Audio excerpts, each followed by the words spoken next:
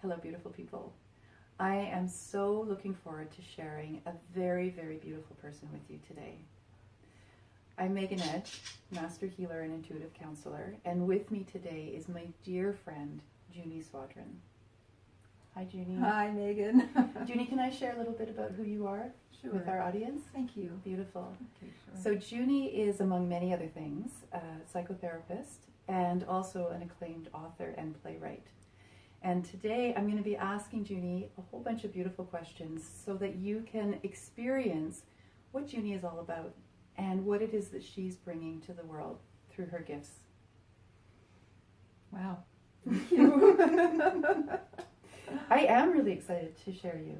Thank you. Yeah. Thank you. This is such an honor. Thank you. You're so welcome. Wow. I remember the first time I met you. Tell me. We were at dinner, Yes. at the family dinner, Right. and this was about 5 or 6 years ago. Yep. Actually, might even have been longer. Might have been Time 10 or just goes 15 years whoop. ago. And this woman walks into the house, and she's got this gorgeous hair that's all over the place, and you're wearing these beautiful jewels, Wow. and you had this presence about you. And I looked forward each high holiday for if Junie was going to be at our family Wow. dinners, because I so enjoyed talking with you.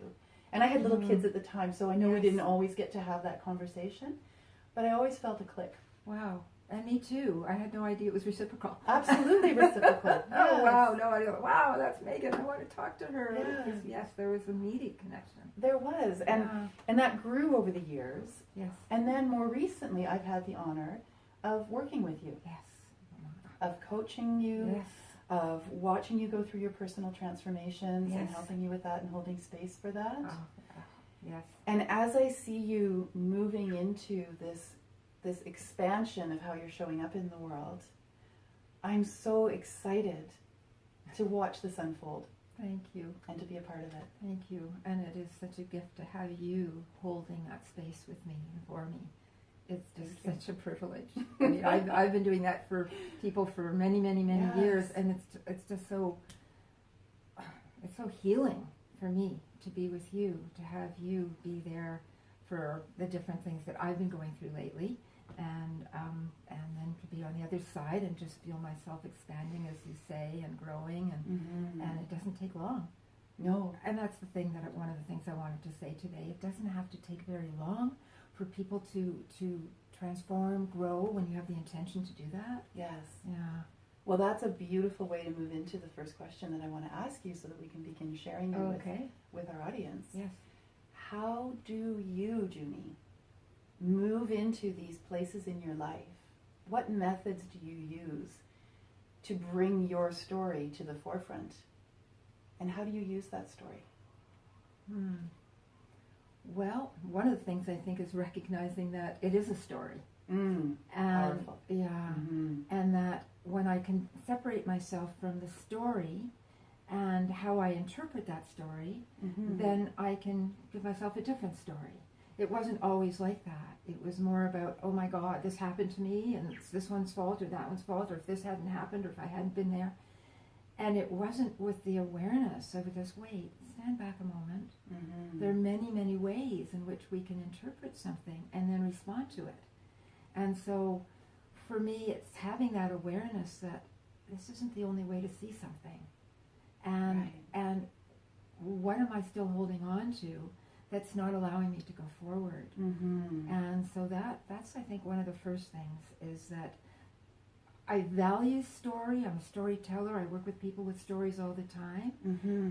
So stories are important. It's really important to embrace Right. who we are Right. and know that who we are is a rich tapestry of our life experiences, right? Yes. And so they're not to be denied, nor are feelings to be denied, Mm-hmm. but it's also a witnessing as well. And at a certain point, it's stepping back and realizing, what have I learned from this? How can I grow from this? What is Right. this experience going to teach me? So with your over 20 years, or even 30 years, It's going to be about that. yes, of working with people in the context of psychotherapy and helping them with their wounding and helping them heal, Mm-hmm. and as a writer, Yes. how do you bring those two areas of your life together, and what is the result of that? Good question. Do you know? I do know. Oh, good. All right, over to you. Well, writing for me has always been the way through since I was a kid. Okay?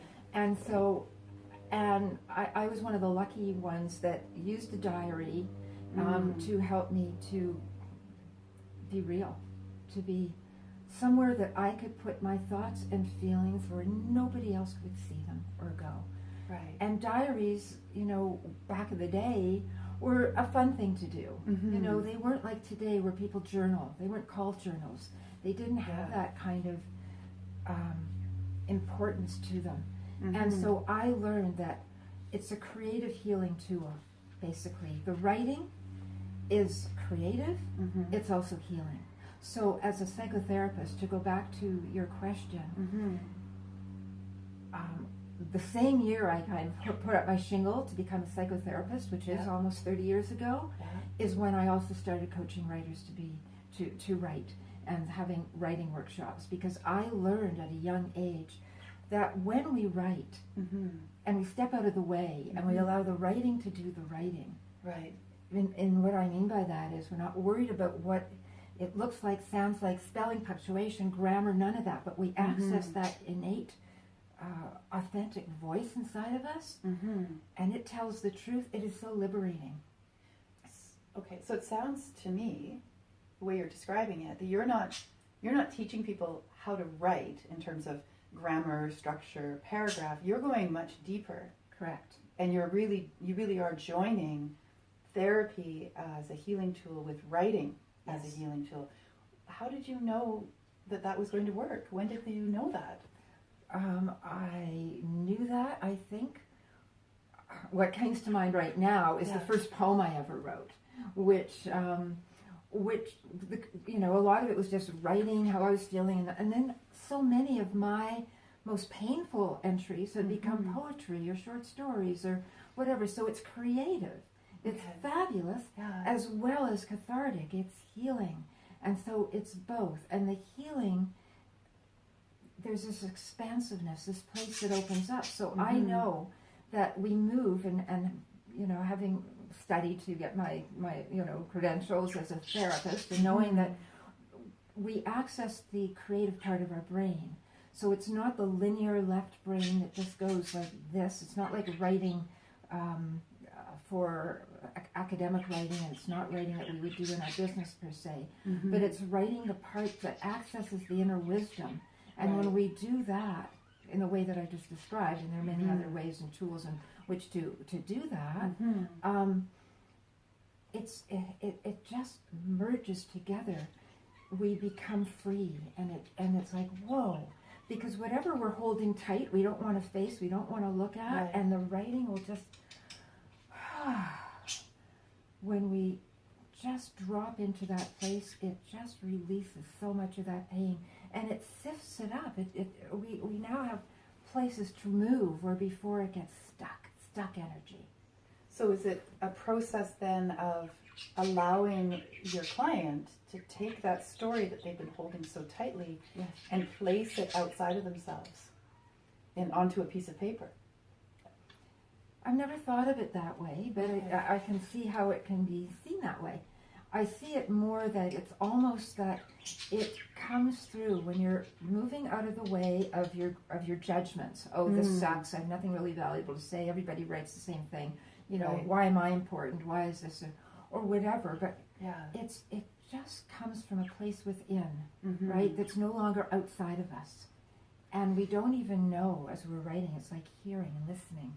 We're listening to what's there. And it doesn't necessarily mean that we're hearing the words, but we're accessing something that's deeper, that's part of us. It's our higher wisdom, our higher self, our God self, whatever you want to call it. And so it's not separate anymore. It sounds like quite a sacred journey. It is extraordinarily sacred. In fact, I call my writing workshops sacred circles. Oh, beautiful. Because they are. And within that sacredness, then, there is the healing. Yes. Can somebody work with you who doesn't have anything that they need to heal necessarily? would they still be able to benefit from the process that you use? Absolutely, because it turns into creativity, Mm. right? Mm-hmm. Right? I mean, so you don't have to heal something all the time. I mean, I write, some people say, hi, Joey. Joey wants to talk about this too. He's got, well, what about me? I sing. Yes, and he's been practicing apparently now.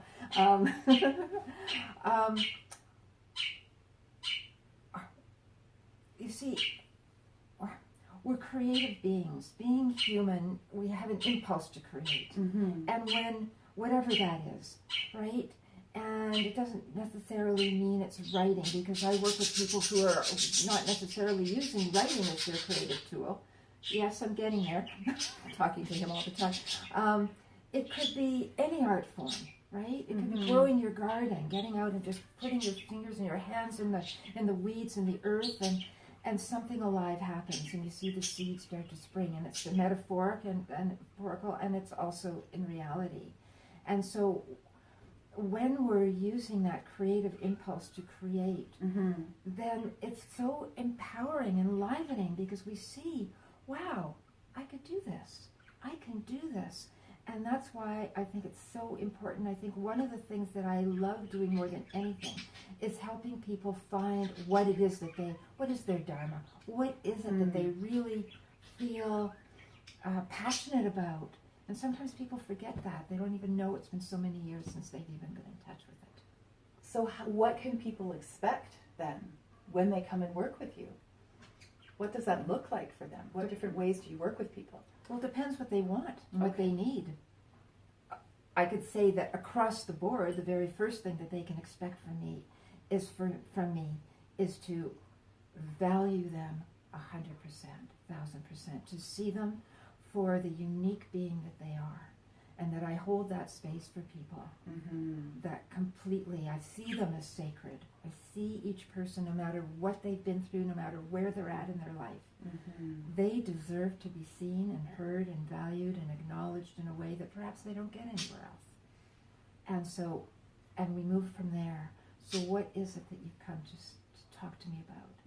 And how can I help you? And through that process, we learn together. And so they can expect my abundant, at this point, after all these years of life experience, as well as my academic credentials, to be able to draw on whatever it is that I feel would be the best tool for that person at that time. And I work pretty intuitively these days after, I think we'll do that. And more often than not, that's exactly what they need right now. Yeah.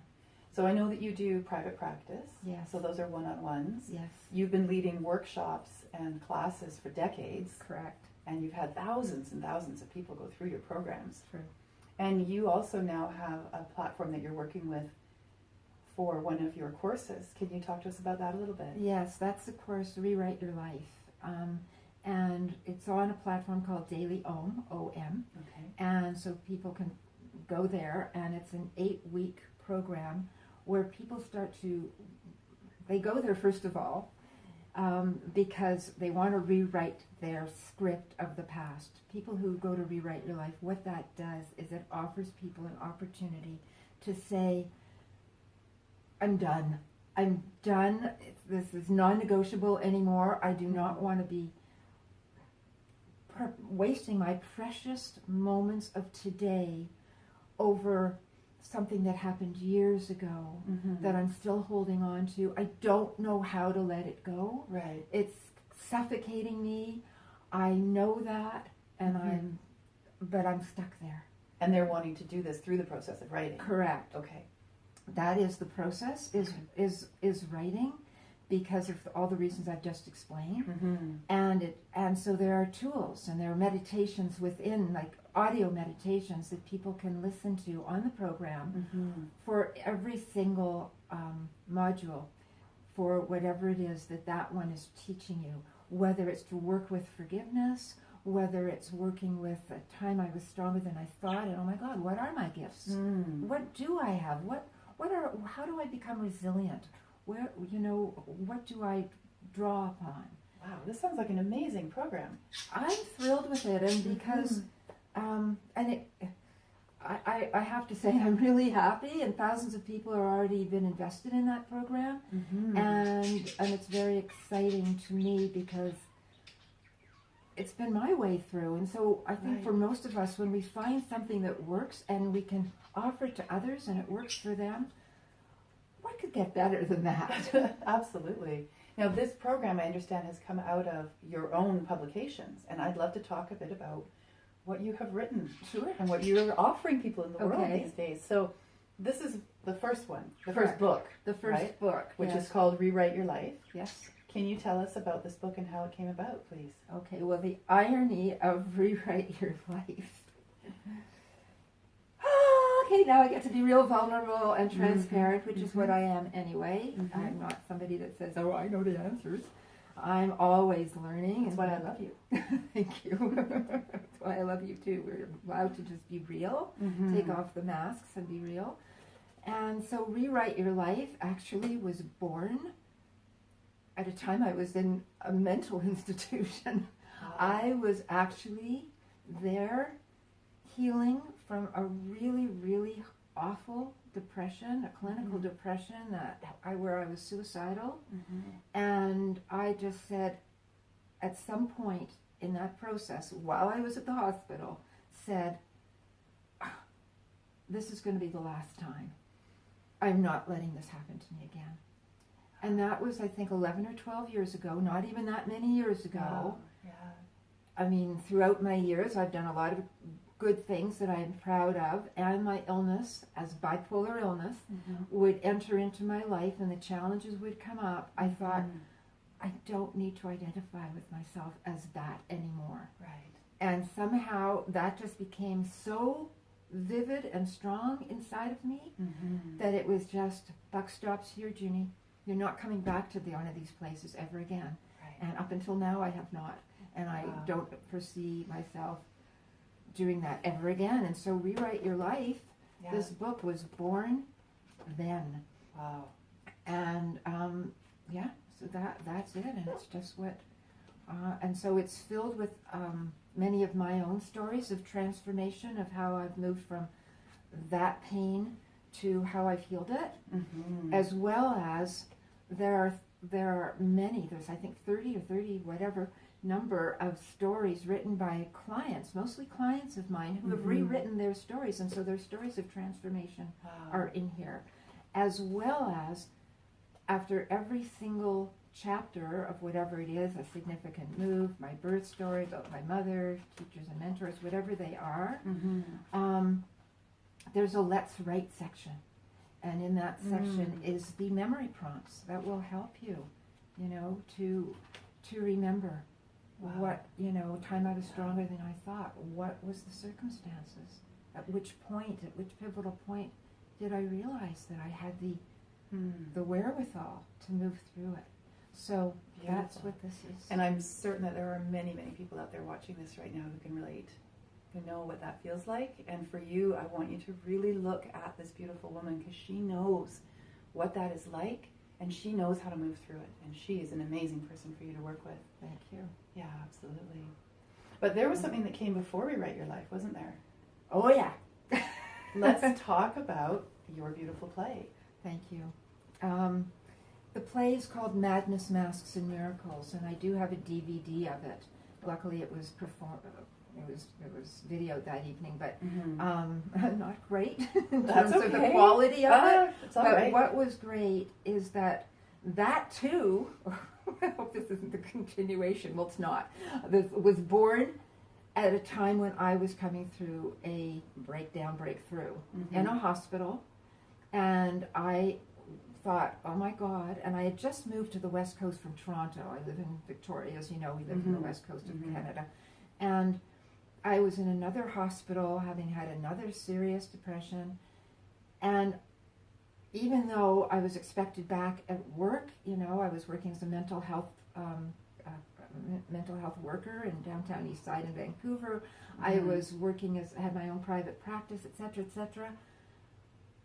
I thought, no, I'm not going back. I have to know, and I knew I could. I was feeling really well again. Right. I knew there was no reason why I couldn't, except for the fact I needed to take off the mask And it was terrifying because I was 49 years old. And what's going to happen to my career if I now tell people that I have bipolar illness and I'm doing what? I am a counselor? Yeah. What's going to happen to my career? I was petrified. And the reason I even went there is to write this play about mental health. Was this kind of marching orders from the universe, because when I thought, I have to heal, what shall I do next, God? What shall I do? Right. Oh, you write your story. Oh no, you don't mean me. I'm not doing that. Are you kidding? I'm not doing that. Whoa, hello, I got a life, I got a career, It didn't go away until I finally pieced together how to do it, got the people involved, the actors, everything. And there were a million times I wanted to quit. Because of revealing the vulnerability of coming out of the closet, of the shame, right, which goes with the stigmas associated with mental illness.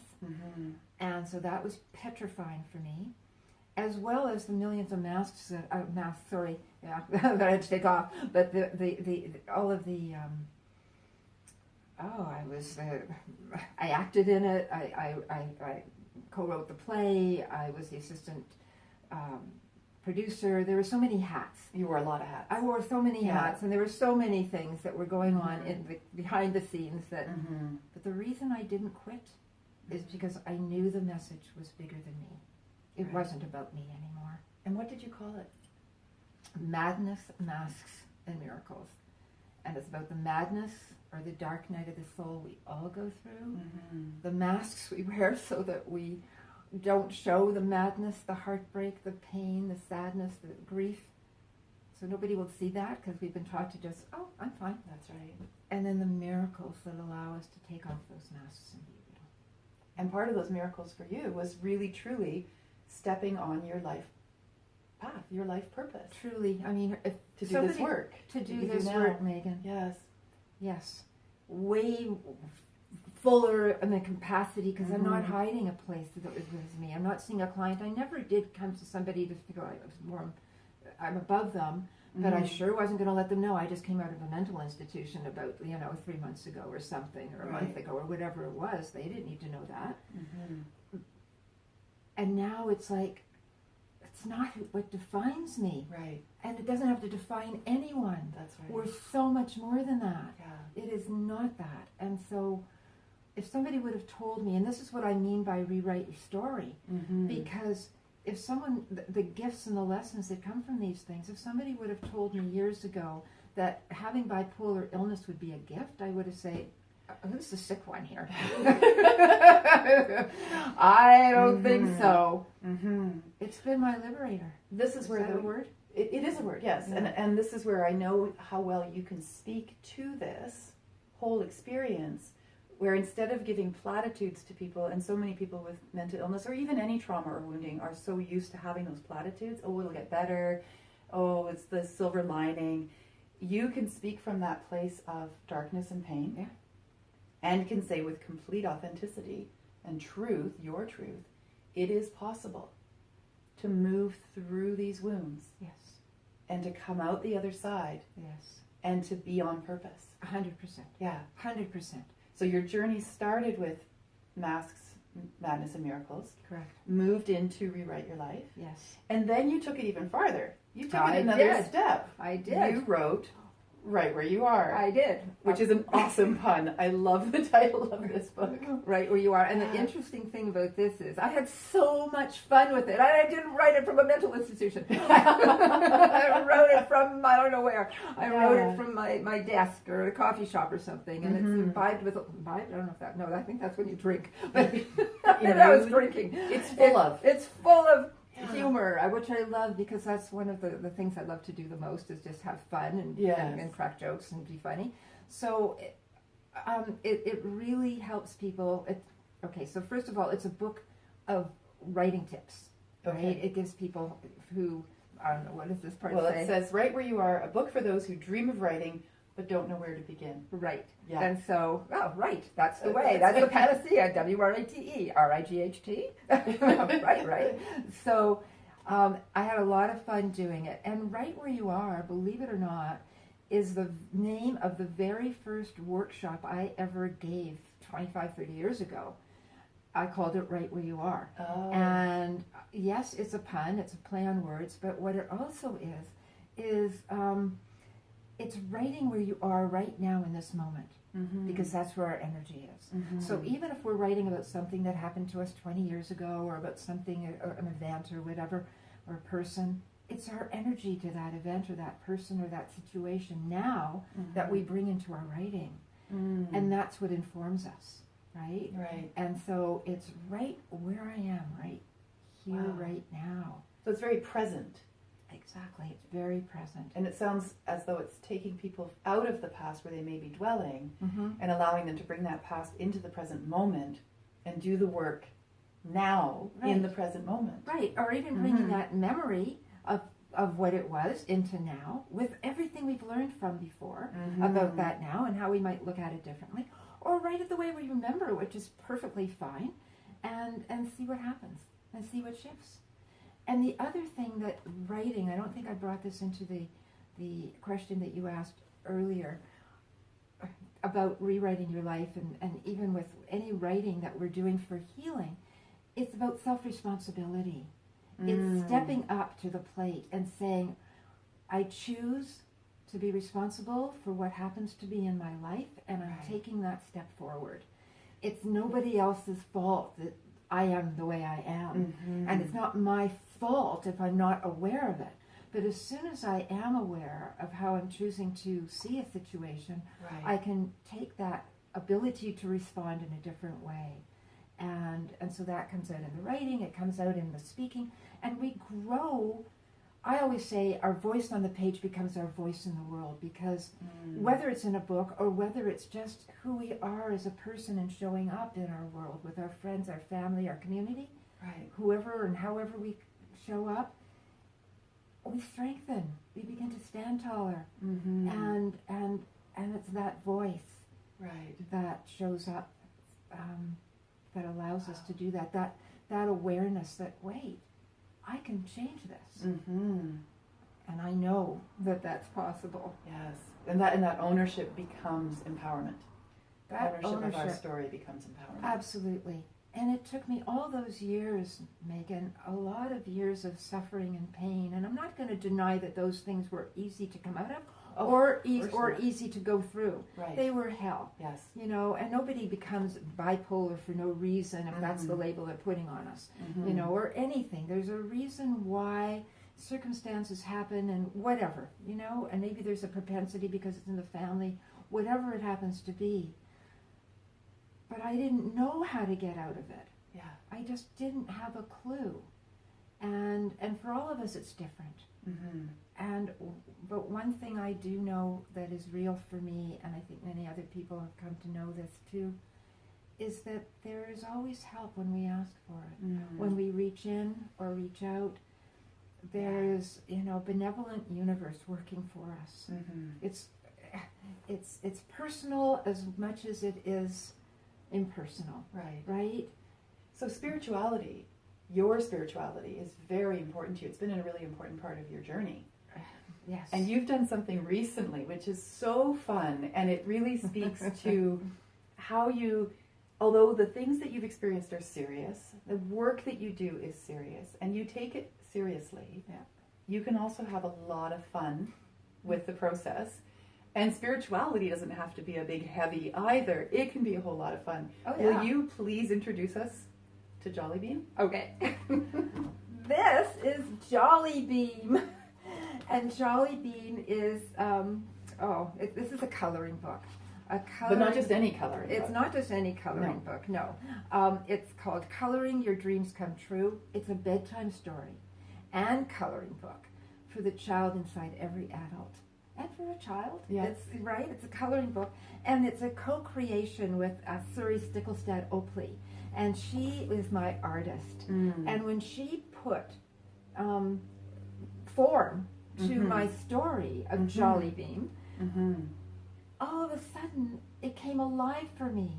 And this story, believe it or not, there's another believe it or not, maybe I'll believe it because it's true, has been roaming around in my brain since the 1970s. Jolly Beam has that's JOLLY dash BEAM. Jolly Beam. Beam, as in beaming. He's jolly and he's beaming his light, right? Yeah. And he is just this light being. And he's been alive in me since the early 70s. And it was only recently when I published this a few months ago, right? I watched the whole process. Yes, it you was did. really amazing. Yes, you did. And it's so much fun. I don't know if the camera can pick that up or not, but it's so much. What is the journey that Jolly Beam takes these people who are with him on? Okay, so he brings people, humans. Yeah. He lands onto Earth from another dimension, and his intention of being there, and they've all accepted to go on this journey with him to his place of where he lives. And so through this very magical process of intention and focus, which is much part of spiritual growth, which is all about whatever we focus on expands and becomes true for us. In this particular case, Jolly Beam comes to Earth, they focus on going to his land, and whoops, presto, they're there. Okay. And they're in this wonderful land, and he starts to tell them what happens in Ask for What You Want land. And because they start to imagine what they really want in life. Right. And there, it's almost instant. It is instant. They think it and they become it, right? And so it's a story of how he once was a human being. And felt like, the burdens of life and jobs and making a living and being ill and all of that stuff that we all go through. It's part of our human path. A lot of these things they're true. Yeah. But what else is true is that we have a universe that when we focus our thoughts on what we really want and see the end result the way we want it, those are the things that if we focused on them long enough are what's going to manifest. So it's in our power to do that. So Jolly Beam is all about manifesting. Correct. I have a personal question for you. What is your biggest dream, Junie? To get married. Awesome. Okay. So it shall be done. To find the man of my dreams. Yes, okay, but I don't think I want that on this interview. So we'll move from that. It's a lot of people's dreams. Well, it is a lot of people's dreams. No, I have put my life energy into my work and healing, and I've left relationships over there somewhere, and it doesn't mean that I haven't had some. I have, and I really don't know how to do them very well, so I'm learning. I'm certainly learning. Always learning, but I'm taking like a proactive in my learning by signing up for a course where I am learning what to do and how to be in relationship with a man. And so I'm readying myself, let's put it that way. Okay, so yeah, and it's not just casually live together or whatever. This is huge, but you asked me a personal question, so I'm answering it, and that's like, okay. However, and it's a bit scary, but on a professional level, what my big dream is to take what I do all around the world. That's what I want to be doing. And I have done. I've been doing retreats in Mexico, for instance, and I've done them on different islands here in the West Coast. And I've done them, throughout Canada and some in the United States. But I really want to travel, and I want to take what I do elsewhere and to exotic places or wherever. So if you're watching this and you would like to bring me to your hometown in Hawaii or New York or Italy or anywhere in Europe or anywhere in the world, you know where to find me. And Junie will bring an amazing workshop. Oh yeah, thank you. So a beautiful man and world travel. Sounds good. 2 awesome dreams. Yes. Can't wait to watch them unfold and manifest. Thank you, me too. So with all of these amazing things that you've created, these tools that help people identify their story, move through their story, learn how to show up on the page and let that be their voice as you've described it, honoring it as a sacred journey. Yes. I'd love for you to share with us what's coming up. How can people work with you in the near future? Okay, well, we're moving into summer right now. Summer. Yay! And I am working on some fabulous programs for the fall. Okay. And one of them, we talked already about the Rewrite Your Life program on Right. Daily Ohm, but now I'm going to be doing a series of webinars where I will be present to help people go through those modules, and with each one to help people wherever they are in the process, to where they can ask questions, get on the hot seat. And what I notice, and you may probably have as well, and anybody that's seen webinars and things like that, when people ask a question for themselves, it's usually for the whole. So many Right. people's questions get answered by working through with one or two people or three or whatever it's going to be. So I'm very excited about that. So that's happening. Also, I'm taking a cruise with people who want to write right where you are. It's called Right Where You Are at Sea. So based on this beautiful book, Right Yes, Where You Are. and it's right where you Okay. are at sea, and we're going to Alaska. Alaska. I've always wanted to go to Alaska. Alaska. Go north to rescue zone. Way up north. Okay, sorry. Tangents. I can't We help digress. myself.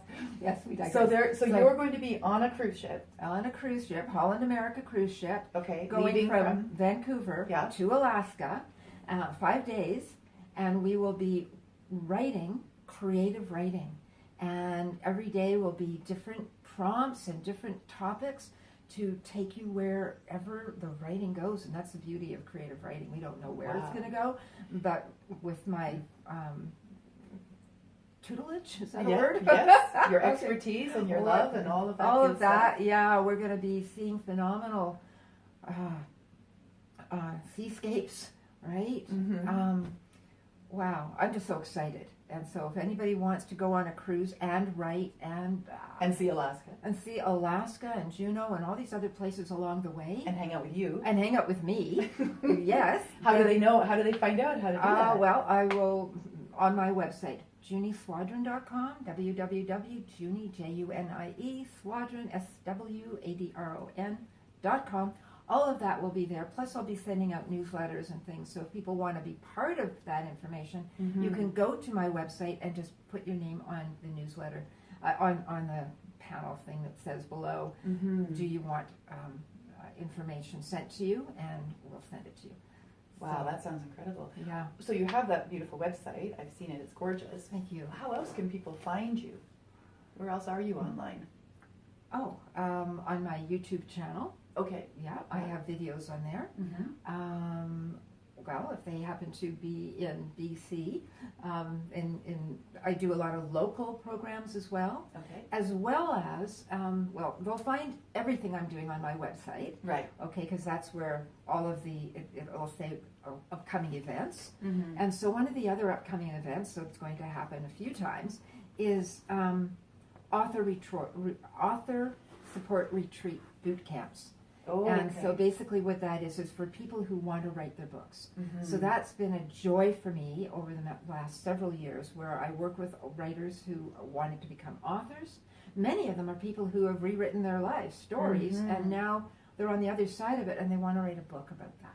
So they can publish their book that they've worked on with you as Yes. part of that journey if that's what they wish. And you Exactly. can help them Yes, get to that point. correct. Okay. Yeah, so Okay. a boot camp, which is 5 days or 6 days or whatever it happens to be, is lots of focus on the writing. And it doesn't matter where you are in the continuum of the book. You could be right at the beginning, you only have a concept. I'll get everybody at the gate of what it is they're doing, right at the starting gate together. No Right. matter wherever you are in the process, I have a Yeah. process for doing that. Yeah. And so you're working with your particular book and getting my expertise in terms of how to write it, what to look for, what to say, what's extraneous, not to say, I want to know more, all of those sorts of things. And you can go to the author support page on my website to learn more about that. Okay. So those are ongoing retreats that you're going to be offering in the fall. Correct. Okay. And what other ongoing programs do you have? I recall something about memoirs. Oh, yes. If you want to write your memoir, Yes. yes, absolutely. That's something else that I'm offering is memoir writing. People who just, whatever that is, it's not necessarily a whole book, but it might be just special times that you want to remember and want to leave it for your children. You don't even necessarily want to publish it, Right. but you want it for an honoring. See, when we were talking about sacred journeys. Mm-hmm. When we write our stories, it's acknowledging that our life is sacred. Right. How many times do people get to later in life, the end of their life, and they haven't even looked back, or they have that they've been disgusted and they say, "Oh, I wish I had done this, I wish I had done that." And whether you wish you did or you didn't, but you look at it and you say, "Wow, I lived this. Mm-hmm. I lived this," and just with the acknowledgement that this has been my life and the people, and you start to recognize how this led to that, how that led to this, and we know how rich we are. So with memoir, we get to do that as well. Oh, I can really feel the energy of that. And what a beautiful gift to give to other members of your family or friends. Yes. Or end up writing your life story, and who knows, maybe it becomes a movie. Yeah, who knows? We have such interesting lives, and I think often I'm working with 2 authors right now who are writing a book together, and they're totally seeing it as a movie. Wow. And if you were here in my room or a fly on the wall, you'd see it as a movie. I mean, it is so colorful and so real, and it's so gut-wrenching in parts and hilarious in others. I could totally see it on the big screen, and so can they, so it will be.